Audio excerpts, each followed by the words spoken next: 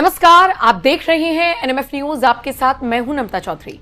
जब भी देश में सब कुछ अच्छा चल रहा होता है, शांत चल रहा होता है, हम सब डेवलपमेंट की तरफ आगे बढ़ रहे होते हैं, दुनिया भर में भारत की चर्चा हो रही होती है, देश और दुनिया के दिग्गजों में देश के प्रधानमंत्री नरेंद्र मोदी का नाम तेजी से आगे बढ़ रहा होता है, हम कई सारे रिकॉर्ड्स बना रहे होते हैं। इन सब के बीच अचानक से एक चिंगारी उठती है और प्रोटेस्ट के नाम पर सड़कों पर धरना देने के लिए बैठ जाते हैं कुछ बुद्धिजीवी। ठीक उसी तरीके से जैसे इस वक्त दिल्ली के जंतर मंतर पर बैठे हुए हैं धर्मेंद्र प्रधान का इस्तीफा लेने के लिए। नीट एग्जाम प्रमुख मुद्दा था, जेनजी का मुद्दा उठाने के लिए ये लोग सड़कों पर आए थे, लेकिन नीट का री एग्जाम भी हो चुका है, बहुत अच्छे तरीके से हो चुका है, लेकिन अभी भी ये अपनी मांगों पर अड़े हुए अनशन कर रही हैं दिल्ली के जंतर मंतर पर। कॉकरोच जनता पार्टी के प्रोटेस्ट का मैं जिक्र कर रही हूं। प्रोटेस्ट जेनजी के नाम पर हो रहा है, जो चेहरे नजर आ रहे हैं वो सब युवा हैं, लेकिन क्या इस जेनजी प्रोटेस्ट की आड़ में या जेनजी प्रोटेस्ट के नाम पर देश विरोधी साजिशें रची जा रही हैं? ये सवाल मैं क्यों उठा रही हूं, इसका जवाब आपको इस वीडियो में दूं उससे पहले कुछ चेहरे देखिए। सबसे पहले जर्मनी से वीडियो कॉल कर रहे हैं कौन? ध्रुव राठी। ध्रुव राठी भारत के खिलाफ कितना बड़ा एजेंडा चलाता है ये यूट्यूबर, ये सबको पता है, लेकिन इसके बावजूद ध्रुव राठी को वीडियो कॉल पर जोड़ा गया है। बाकायदा अभिजीत दीपके, जितने भी बच्चे वहां पर, जितने भी लोग वहां पर दिखाई दे रहे हैं, उन सब से ध्रुव राठी की वीडियो कॉल पर बात कराता है। वो सब पीछे से कह रहे हैं कि आप जल्दी आइए, हमें आपका इंतजार है। ध्रुव भाई जल्दी आना, जल्दी अभिजीत भाई का साथ देना है।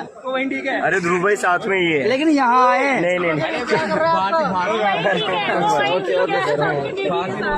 भारत में इतनी परेशानियां बढ़ गई हैं कि जर्मनी में बैठा हुआ एक लड़का जो खुद इनके नाम पर वीडियो बनाकर करोड़ों रुपए कमा रहा है, वो इन्हें न्याय दिलाएगा। दूसरा चेहरा देखिए अरुंधति रॉय का। कहने को लेखिका है, लेकिन इनसे ज्यादा विवादित और कौन हो सकता है। कहने को बुद्धिजीवी है, लेकिन इनका इतिहास क्या है? जब भी देश विरोधी एजेंडा चलाना हो, ये सबसे पहले बिल से बाहर आती हैं। कश्मीर को भारत का हिस्सा ना मानना, बस्तर के कातिल नक्सलियों को अपना साथी बताना, ये तो इनका ट्रैक रिकॉर्ड है। और अब जब इन पर यूएपीए के तहत शिकंजा कसा जा रहा है, तो ये सीजेपी के मंच पर आकर मानवाधिकार की बात कर रही हैं। तीसरा चेहरा संजय सिंह का देखिए। वो संजय सिंह जिनके ऊपर तमाम गंभीर आरोप लगे, वो जेल की हवा खाकर आए हैं और उसके बावजूद उनको उस मंच पर जगह दी गई है, जिस मंच से ये कहा जा रहा है कि हम तो जेनजी की आवाज को बुलंद कर रही हैं। इस जंतर मंतर से देश के प्रधानमंत्री को कहना चाहता हूं, जो सोनम वांगचुक का मुद्दा है, अभिजीत दीपके का मुद्दा है, हिंदुस्तान के करोड़ों नौजवानों का मुद्दा है, उस मुद्दे का समाधान जल्दी से कर दो, वरना 20 के बाद देश की संसद को चलने नहीं देंगे। आपके खिलाफ लड़ाई लड़ने का काम करेंगे। और विकास जानते हैं, हम तो ऐसे ही बदनाम है। ये लोग 3 काला कानून लेके आए थे, मैंने माइक तोड़ दिया। चौथा चेहरा देखिए, कैश फॉर क्वेरी, यानी पैसे और महंगे तोहफे लेकर संसद का पासवर्ड एक बिजनेसमैन को देने का आरोप झेलने वाली महुआ मोइत्रा, जो इस वक्त बुरी तरीके से बंगाल में हारी है, उनकी पार्टी हारी है, पूरी तरीके से टूट फूट हो गई है। वो अपने घर, अपने परिवार को नहीं बचा पा रही हैं, अपनी पार्टी को नहीं बचा पा रही हैं, और वो आई हैं सीजेपी के इस प्रोटेस्ट में चेहरा बनने के लिए।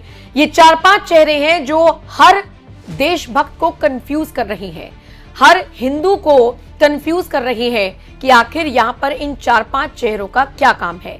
सोनम वांगचुक को लेकर भी तमाम तरह के दावे किए जाते रहे हैं और वो भी यहां पर अनशन कर रही हैं। सवाल ये है कि ये मुद्दा किस लिए था, सवाल ये है कि किस मुद्दे पर प्रोटेस्ट था, सवाल ये है कि यहां पर नीट एग्जाम को छोड़कर बाकी सारी चीजें हो रही हैं। दावा किया जा रहा है, आपने वो वीडियोस देखे होंगे जिसमें यह कहा जा रहा है कि सीजेपी के प्रोटेस्ट में एलजीबीटीक्यू कम्युनिटी को आगे बढ़ाने के लिए बाकायदा किसिंग सेरेमनी की जा रही है, और इसके वीडियोस भी सोशल मीडिया पर वायरल हैं। अब ये आपको समझना होगा कि जब भी कुछ ऐसा होता है जिसमें मोदी का विरोध करना हो, तो ये मोदी विरोध होते होते अचानक से देश विरोधी चेहरे अचानक से एक साथ क्यों आ जाते हैं?